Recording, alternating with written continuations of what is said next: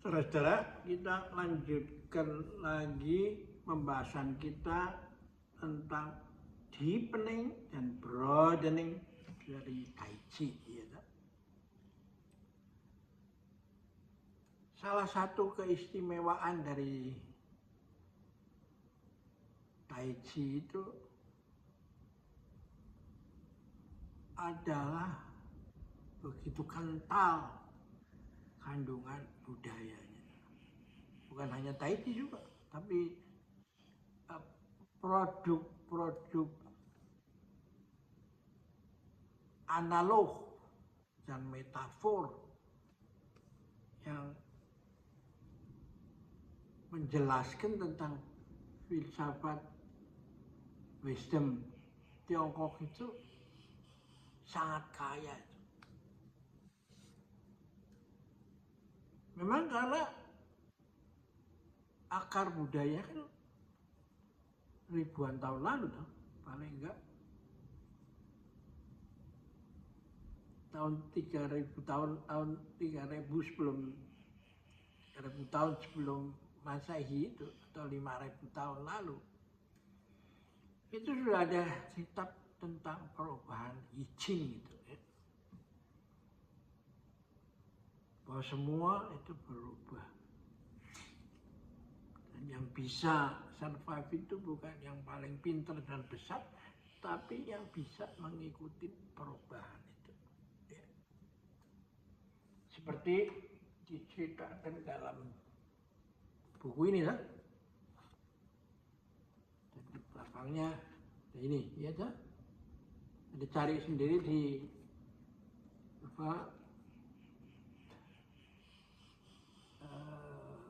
melalui media toko-toko online itu bisa dicari nih.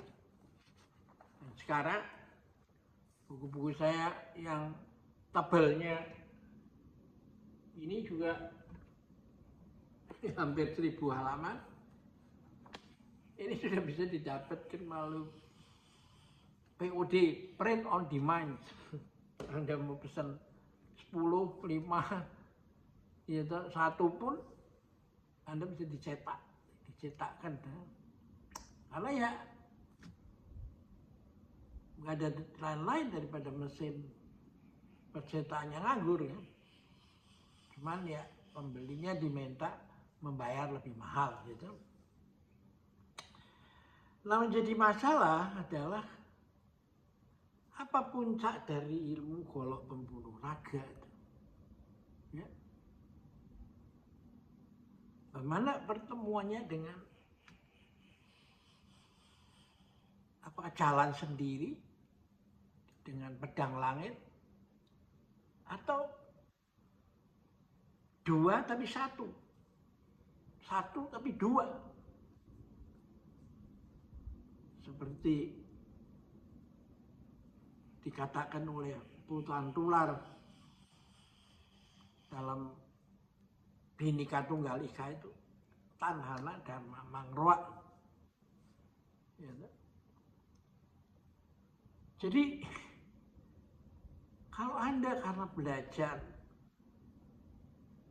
sudah menjadi ilmu Anda itu sudah demikian hebatnya sehingga gurunya pun kalah. Lantas apa lagi yang bisa diajarkan oleh guru itu? Nah, ini ada kisah menarik. Setelah muridnya hebat, sudah turun gunung balik lagi, turun gunung ilmunya diasah terus. Lalu gurunya bilang, ya kamu sudah sedemikian ilmunya tinggi sehingga kalau saya berkelahi sama kamu, saya pun bisa kamu habisin. Nah, sekarang apakah itu ilmu yang paling tinggi yang kamu? Tidak. Sekarang kamu masih kamu masih merasa perlu karena harus rendah hati kan? Ini ada ilmu yang paling tinggi. Sekarang kamu ambil rantai, kaki kamu dirantai. Kamu ambil 2 kentong air, diisi air penuh, kamu pikul.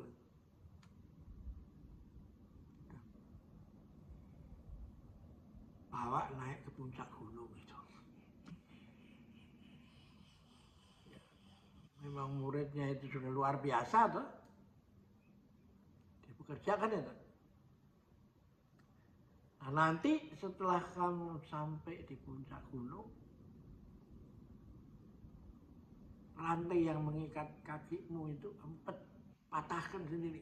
Bukan pakai gembok dikunci, dibuka. Dengan tenaga dalam, tak, gitu, pecah. Patah ya.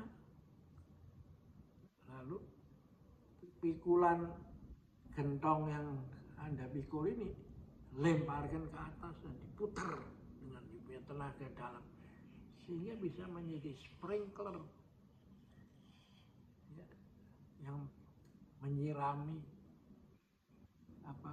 pohon-pohon tanaman yang ada di sekelilingnya. Nah, ini sebenarnya apa?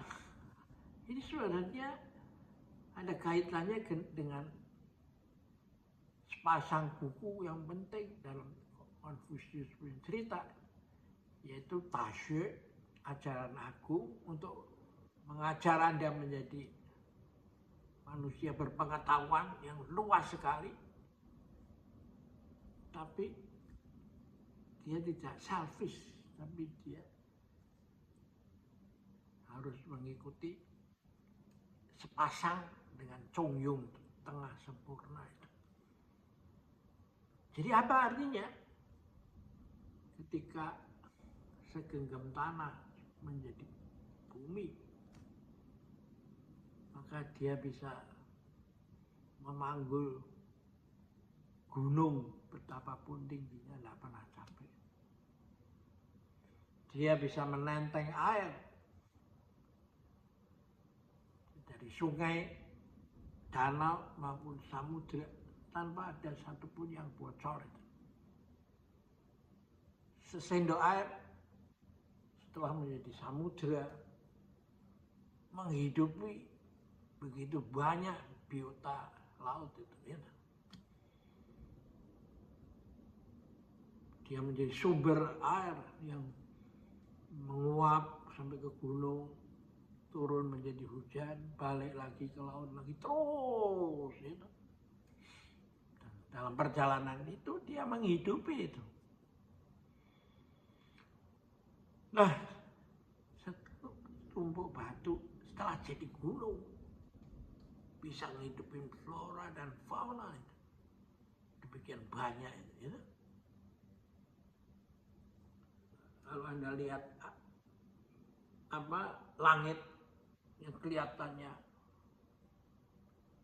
kelam, ada kabut dan lain-lain itu semua. Tapi dia nggak merasa kesempitan dengan lahirnya planet-planet baru. Jadi menjadi besar adalah menghidupi, bukan menguasai. Seperti yang diharapkan oleh konsep survival of the fittest-nya dari Charles Darwin tahap awal itu. Darwin pun kemudian akhirnya mengakui bahwa karena alam semesta terus berubah, pantare, meminjam istilah Yunani, pikiran Yunani, itu hanya bukan yang terbesar dan terpandai yang bisa survive, tapi mereka yang bisa mengikuti perubahan. Nah, inilah nanti Anda akan tahu ketika diciptakan artificial intelligence dan sebagainya, bahwa tetap ada batasnya itu. Karena selalu berpasangan itu. Saya ada karena kamu ada. Kalau kamu nggak ada, saya juga nggak ada. Kamu ada, tapi karena ada saya. Ada guru karena ada murid. Kalau ada orang yang mengaku jadi guru, tapi nggak punya murid. Ya bagaimana? Suami ada istri itu. Karena itu dalam cerita silat itu ada tokoh-tokoh jagoan silat yang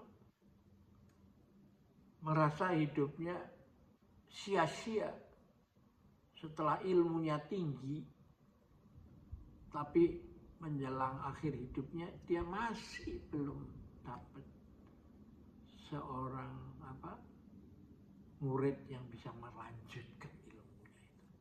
Ya, kita akhirin dulu sampai di sini dan nanti kita lanjutkan lagi dengan kisah-kisah yang begini. Anda dalam waktu nggak sampai 10 menit bisa nggak itu Anda menjelaskan sesuatu yang substantif dengan budget paling 10 menit sekitar gitu. Oke, kita akhirin. Sampai jumpa lagi.